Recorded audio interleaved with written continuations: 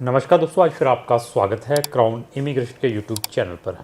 तो आज की जो हमारी वीडियो है वो है फॉरेन पुलिस क्लियरेंस सर्टिफिकेट, उसके ऊपर हमारी ये कंप्रहेंसिव डिस्कशन रहेगी। बहुत सारी कंट्रीज़, जब आप वहाँ का कोई लॉन्ग टर्म वीज़ा अप्लाई करते हैं, टूरिस्ट वीज़ा को छोड़कर, चाहे वो स्टूडेंट का है, चाहे वो वर्क परमिट का है, चाहे वहाँ की पीआर है, तो बहुत सारी कंट्रीज़ आपसे आपकी प्रेजेंट कंट्री और प्रीवियस कंट्री जहाँ पर आप 6 मंथ से ज़्यादा स्टे करके आए हैं, वहाँ का पुलिस क्लियरेंस सर्टिफिकेट या क्रिमिनल रिकॉर्ड मांगती हैं। तो लोग हमें बहुत अप्रोच करते हैं इसके लिए। डिफरेंट कंट्रीज़ में उन्होंने जब अपना वीज़ा लॉन्ग टर्म वाला डालना होता है, इवन जो मैक्सिमम लोग हैं, कौन सी कंट्रीज, सिंगापुर के लिए हमें अप्रोच करते हैं। सिंगापुर में हमारे बहुत सारे जो इंडियन हैं वहाँ पर प्रीवियसली, चाहे वो स्टूडेंट वीज़ा पर थे, चाहे वो वर्क परमिट थे, तो उनको उस पीसीसी की रिक्वायरमेंट रहती है। और बहुत सारे जो हमारे लोग हैं मिडल ईस्ट कंट्री में रहकर आते हैं, आइदर वो वर्क परमिट पर थे या स्टडी वीज़ा पर थे या इन्वेस्टर वीज़ा पर थे, उनको भी ये पीसीसी की रिक्वायरमेंट रहती है। तो हमारे पास नंबर ऑफ़ कंट्रीज़ हैं, अप्रोक्स आई थिंक 60-70 कंट्रीज़ की हम आपकी पुलिस क्लियरेंस सर्टिफिकेट या क्रिमिनल रिकॉर्ड प्रोवाइड कर सकते हैं अगर आपको रिक्वायरमेंट है। तो कौन से लोग हमें अप्रोच करते हैं, क्योंकि जब वो हमारे पास आते हैं तो मैक्सिमम जिन्होंने अपनी कनाडा का कोई वर्क परमिट अप्लाई करना होता है या पीआर अप्लाई करनी होती है, वो हमें अप्रोच करते हैं। यूके का जब वो स्किल्ड वीज़ा अप्लाई करते हैं तो then they also need foreign police clearance certificate, जहाँ पर वो 6 मंथ से ज़्यादा रहकर आए होते हैं। इवन कुछ कंट्री में ये पीसीसी आपको लीगलाइज्ड भी करवानी पड़ती है और सुपर लीगलाइज्ड भी करवानी पड़ती है। वो डिपेंड है आप कौन सी कंट्री में अपना स्टडी वीज़ा डाल रहे हैं। लाटविया में डाल रहे हैं, आप लिथुआनिया में डाल रहे हैं, स्लोवाकिया में डाल रहे हैं। हमें मालूम है कि ये कंट्री आपसे आपका क्रिमिनल रिकॉर्ड भी मांगेगी जिन कंट्री में आप 6 मंथ से ज़्यादा ठहर कर आए हैं। आप इंडियन हैं, आप 2 साल सिंगापुर में एज ए वर्क परमिट थे, 2 साल दुबई में थे और वापस इंडिया में आ गए।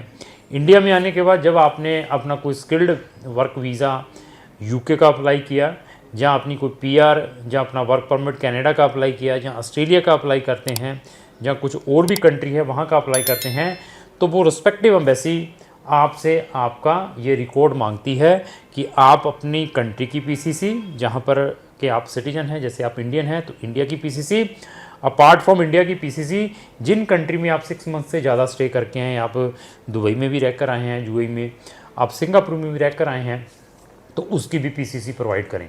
तो वो लोग बहुत कंफ्यूज रहते हैं, वो बहुत सारी रिसर्च करते हैं, उनको कोई सलूशन नहीं मिलता। जब हमारी वीडियो देखते हैं तो वो हमें भी अप्रोच करते हैं कि सर आप हमारी इन चीज़ों के लिए हेल्प करें, लेकिन वो फिर हमें कमेंट्स डालते हैं, सर फ़ीस तो इसकी सिर्फ $20 की है, $30 की है, $50 की, आप इतनी फ़ीस।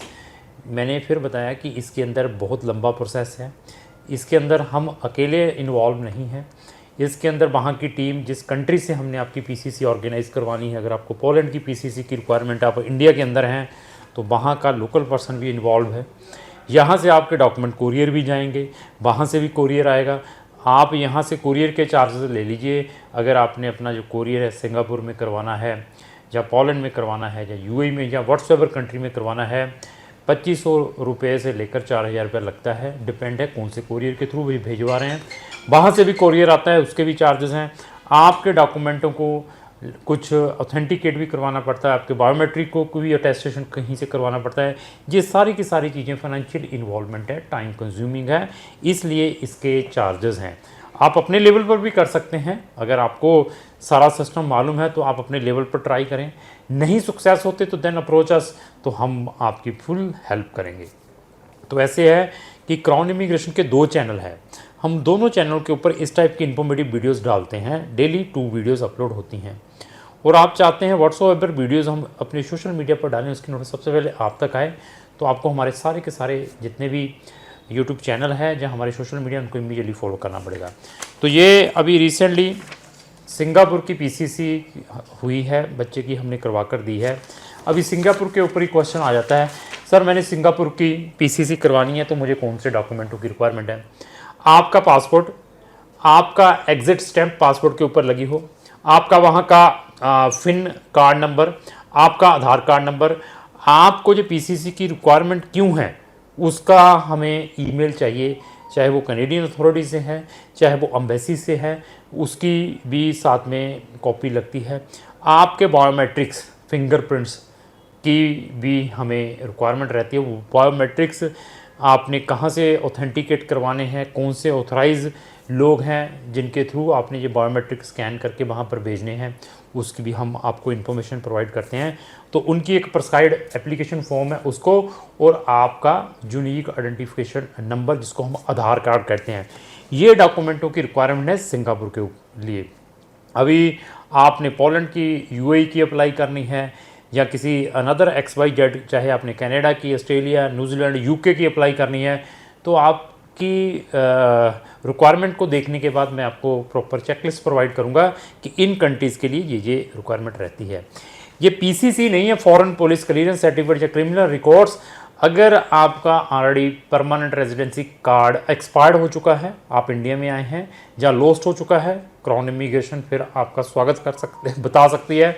आप इंडिया में आए हैं, आने के बाद आपका वीज़ा अगर एक्सपायर्ड हो चुका है, वहाँ पर आपको लॉन्ग टर्म वीज़ा था, इंडिया आके एक्सपायर्ड हो गया, या आपका पासपोर्ट गुम हो गया, वैलिड था, तो अभी दोबारा ट्रैवल करना चाहते हैं, उस वीज़ा को अपने रीस्टैंपिंग किस वे से करवाना है, किसी भी कंट्री का क्राउन इमिग्रेशन उसमें भी आपकी हेल्प कर सकती है। आप इंडिया में आए हैं, आने के बाद आपका फॉरेन का पासपोर्ट लॉस्ट हो जाता है, किसी भी कंट्री का आप सिटीजन से जहाँ हैं, इंडिया आए, आने के बाद आपका पासपोर्ट लॉस्ट हो गया है, तो अभी आप उस रिस्पेक्टिव कंट्री का पासपोर्ट बनवाना चाहते हैं, वो कनाडा का है, शेंगन का है, ऑस्ट्रेलिया, न्यूजीलैंड, यूके का है, तो क्राउन इमिग्रेशन उसमें भी आपकी हेल्प कर सकती है। अपोस्टाइल में वी आर वेरी स्पेशलाइज्ड। कुछ कंट्रीज़ में जैसे सुपर लीगलाइज्ड क्या है, लीगलाइज्ड क्या है, वो कहाँ से करवाने हैं, उसमें भी हम आपकी हेल्प करते हैं। अम्बेसी अटेस्टेशन कहाँ से करवानी है, आपने अपने commercial document chamber of commerce से किस वे से ऑथेंटिकेट करवाने हैं, SDM अटेस्टेशन क्या है, HRD क्या है, मिनी सेक्रेटरी अटेस्टेशन क्या है, ये सारे का सारा नॉलेज रखते हैं। ये मैंने एक डॉक्यूमेंटेशन पार्ट बताया है। इसी तरीके से हमारे पास 60 कंट्रीज़ के ऑप्शंस हैं। यहाँ पर हम बच्चों को MBBS के लिए भी भेजते हैं, और 100 कंट्रीज़ हैं, यहाँ पर हम बच्चों को डिफरेंट टाइप की जनरल स्टडीज़ के लिए भी भेजते हैं। हमारे पास ऐसी 16 कंट्रीज़ हैं जो कंट्रीज़ इंटरनेशनल स्टूडेंट्स को फ्री में स्टडी प्रोवाइड करती हैं। हमारे पास ऐसी 11-12 कंट्रीज़ हैं जहाँ पर स्टूडेंट विद अपने डिपेंडेंट बच्चों के साथ विद स्पाउस जा सकता है। आप नंबर ऑफ टाइम रिफ्यूज्ड हैं, ओवरस्टे होकर आए हैं, आप डिपोर्टेड हैं, आपका वीज़ा रिवोक्ड है, फिर भी आप कुछ फर्दर किसी कंट्री में ऑप्शन चाहते हैं सेटलमेंट के, क्राउन इमिग्रेशन आपको प्रोवाइड कर सकती है। आप एक ओवर एज स्टूडेंट हैं, आप ओवर क्वालिफाइड स्टूडेंट हैं, तो हमें मालूम है कि ओवर एज स्टूडेंट का, ओवर क्वालिफाइड स्टूडेंट का कौन सी कंट्री में एडमिशन इजीली आ सकता है, कौन सी कंट्री में वहाँ पर इजीली वीज़ा मिल सकता है। बहुत सारे टेक्निकल चीज़ें हम यूज़ करते हैं। तो हमारे चैनल के ऊपर प्ले लिस्टें बनी हुई हैं डिफरेंट कंट्रीज़ के ऊपर। अगर आप हमारा नॉलेज चेक करना चाहते हैं तो आप उन प्ले लिस्टों में जाकर हर एक कंट्री के ऊपर वीडियोस देख सकते हैं। अगर आपको इंफॉर्मेशन चाहिए स्टडी इन कनाडा से रिलेटेड, या स्टडी इन ऑस्ट्रेलिया से रिलेटेड, या स्टडी इन फिनलैंड से रिलेटेड, या फॉरेन पीसीसी की भी आपको रिक्वायरमेंट, उन सब की प्ले लिस्ट बनी हुई है। तो आप उन प्ले लिस्टों में, हमारी हर एक प्ले लिस्ट के अंदर कम से कम 20-20, 50-50, 100-100 वीडियोज़ हैं। उन प्ले लिस्टों से आप अपना नॉलेज बढ़ाएं, और उसके बाद डिसीजन लें कि आपने अपना केस कौन से कंसल्टेंट के थ्रू अप्लाई करना है। आपने लाटविया में अगर आपने स्टूडेंट वीज़ा डालना है, साउथ कोरिया में अपना स्टूडेंट वीज़ा डालना है, लिथुआनिया में अपना स्टूडेंट वीज़ा डालना है, इवन माल्टा में अपना स्टूडेंट वीज़ा, पोलैंड में अपना स्टूडेंट वीज़ा, फ्रांस में डालना है, हर एक कंट्री के ऊपर आपको हमारे चैनल के ऊपर प्ले लिस्ट मिलेगी। उन प्ले लिस्टों से आप अपनी नॉलेज भी बढ़ा सकते हैं। अगर आपका किसी भी टाइप का केस के कंट्री का बैन भी लगा हुआ है, रिफ्यूज्ड भी है साथ में, उस बैन को किस वे से रिमूव किया जा सकता है, उसके बारे में भी क्राउन इमिग्रेशन आपको बेस्ट से बेस्ट गाइडेंस प्रोवाइड कर सकती है। अभी डिसीजन आपका है, आपने अपना केस कौन से कंसल्टेंट के थ्रू अप्लाई करना है, क्योंकि हमारे पास नंबर ऑफ ऑप्शंस हैं। यहाँ पर हम बच्चों को पढ़ने के लिए भेजते हैं। अगर फॉरेन पीसीसी की रिक्वायरमेंट है तो आप हमें इमीडिएटली संपर्क कर सकते हैं। लास्ट मेरी यही रिक्वेस्ट है, अगर आपको जो मेरी वीडियो चलेगी उसका लाइक एंड शेयर करना ना भूलें। Thank you.